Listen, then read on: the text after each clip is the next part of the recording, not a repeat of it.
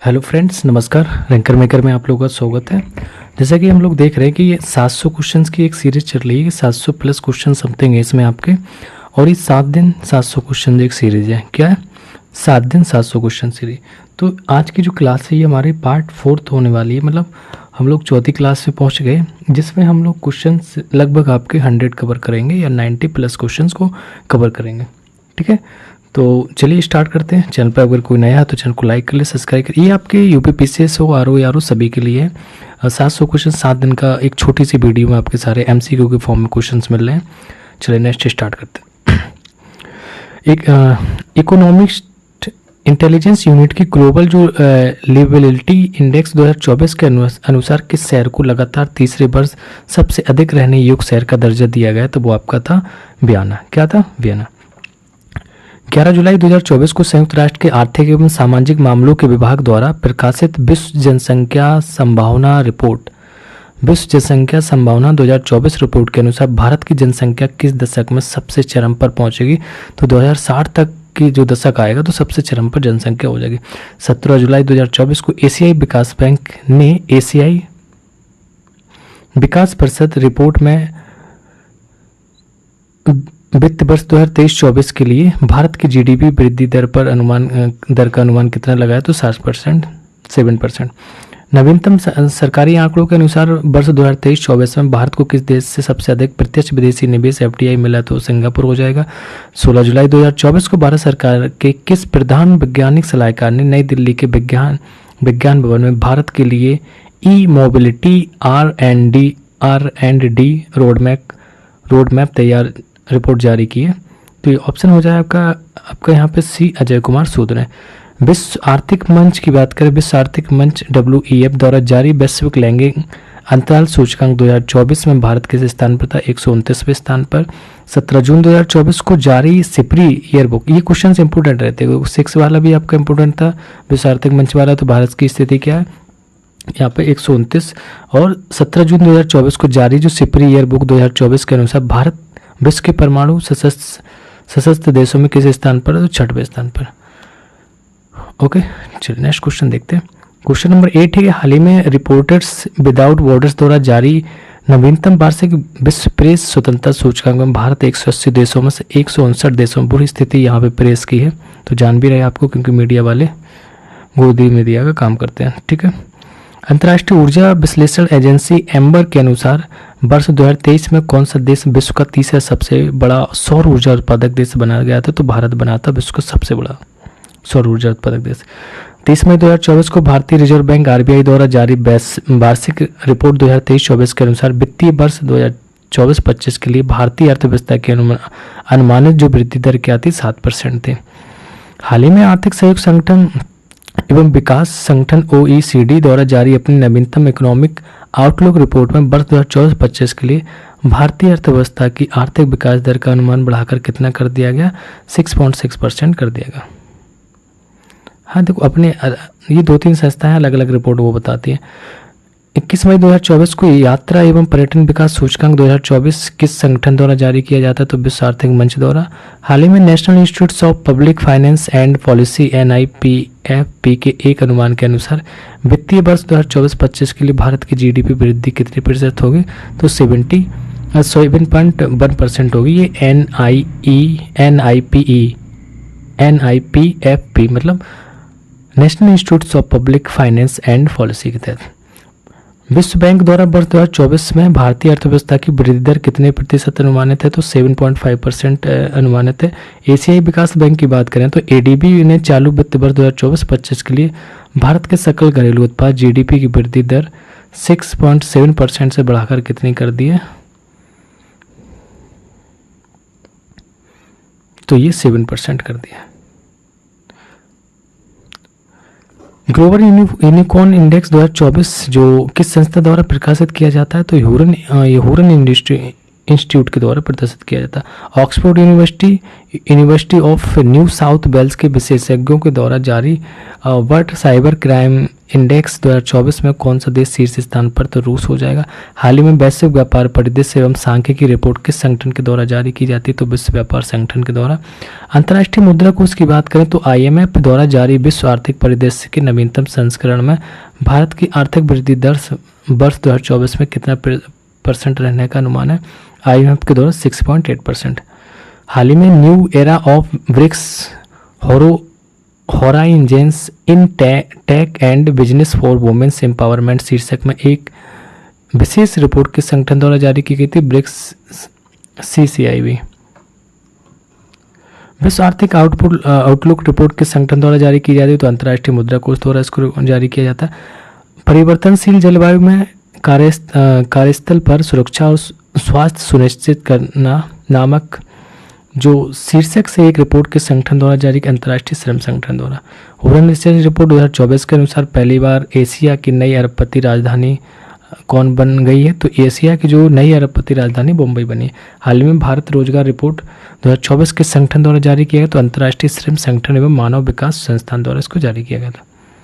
Question number 25 है, भारतीय मूल के लियो वराडकर किस देश के प्रधानमंत्री थे जिन्होंने हाल ही में अपने इस्तीफे की घोषणा की, तो आयरलैंड के। ज्वालामुखी विस्फोट के बाद किस देश में आपात स्थिति की घोषणा कर दी गई, तो आइसलैंड ने कर दी गई। जारी विश्व प्रसन्नता सूचकांक 2024 के अनुसार विश्व का सबसे खुशहाल देश फिनलैंड हमेशा बना रहता है। State of global climate report किस संगठन द्वारा जारी की गई है, तो विश्व मौसम विज्ञान संगठन द्वारा ग्लोबल क्लाइमेट रिपोर्ट ही जारी किया गया। State of global climate report विश्व मौसम विज्ञान। स्विस संगठन IQ एयर द्वारा 2023 विश्व वायु गुणवत्ता रिपोर्ट में विश्व की सबसे प्रदूषित राजधानी के रूप में किसे नामित किया गया था, नई दिल्ली में। तो किस संस्था आयोग ने भारत में नागरिकों की देखभाल में सुधार करना, वरिष्ठ नागरिक देखभाल प्रतिमान की पुनर्कल्पना शीर्षक से एक स्थिति पत्र जारी किया, तो वो नीति आयोग ने। महामारी रोग अधिनियम 1897 की बात करें तो 1897 की एक व्यापक समीक्षा शीर्षक वाली रिपोर्ट हाल ही में किस आयोग ने भारत सरकार को सौंपी है, तो विधि आयोग ने सौंपी है। किसने, विधि आयोग ने। किस आयोग ने हाल ही में सार्वजनिक संपत्ति के नुकसान की रोकथाम पर कानून की समीक्षा शीर्षक से अपनी रिपोर्ट भारत सरकार को सौंपी, विधि आयोग ने। ये भी था। हाल ही में जारी शिक्षा की वार्षिक स्थिति रिपोर्ट ASER के अनुसार 14 से 18 आयु वर्ग के लगभग कितने % बच्चे अंग्रेजी में वाक्य नहीं पढ़ सकते, बताइए।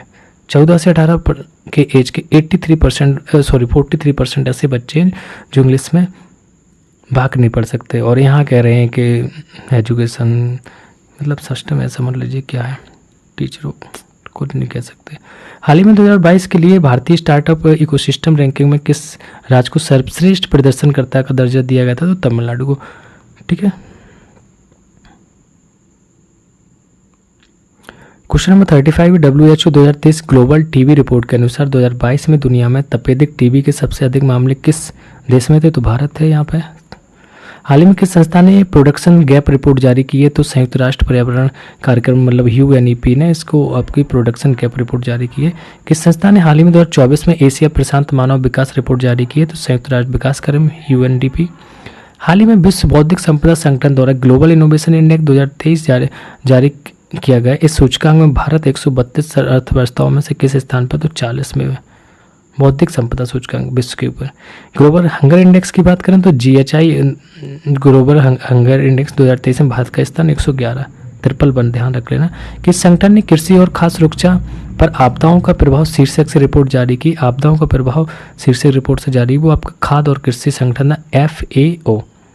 केंद्रीय शिक्षा मंत्रालय के अधीन स्कूल शिक्षा एवं साक्षरता विभाग ने सभी राज्यों के डाइट की जो गतिविधियों के आधार पर हाल ही में रैंकिंग जारी की, जिसमें बिहार किस स्थान पर पहुंचा है, तो बिहार की यहाँ पे बात करेंगे आप, ये पहुंच जाएगा 41 का C, मतलब तीसरे स्थान पर बिहार है।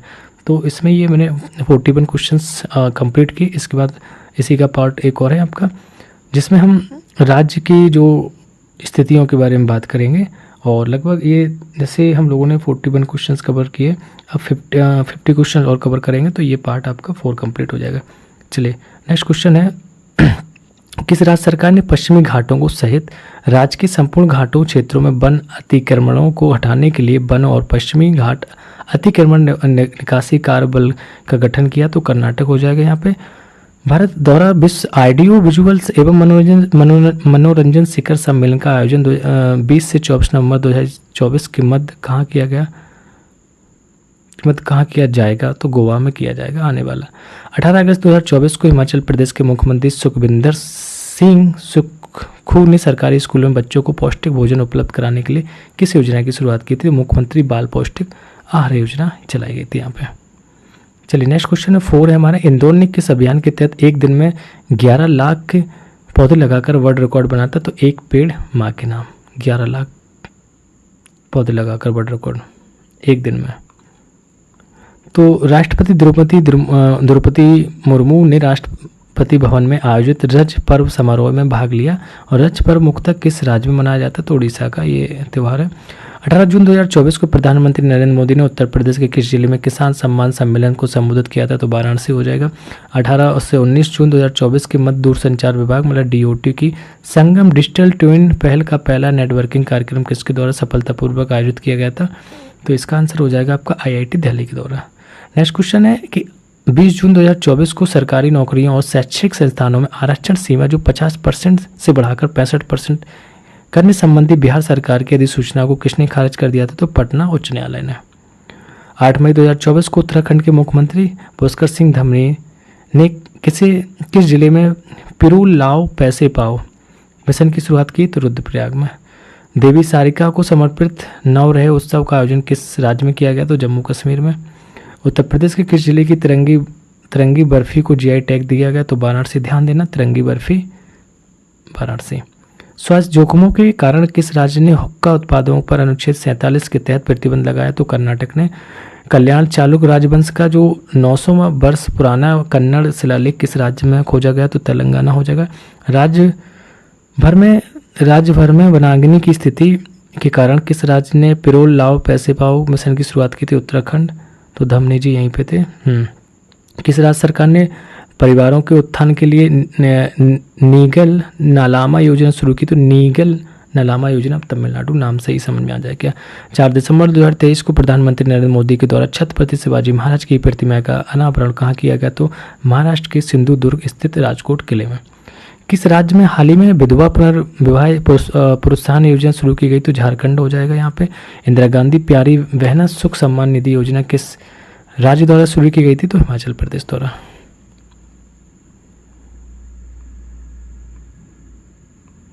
क्वेश्चन नंबर 19 है। जल जीवन मिशन के तहत हर घर जल की 100% से संतृप्ति हासिल करने वाला भारत का पहला उत्तर पूर्वी राज्य कौन बन गया? तो अरुणाचल प्रदेश बन गया यहाँ पे।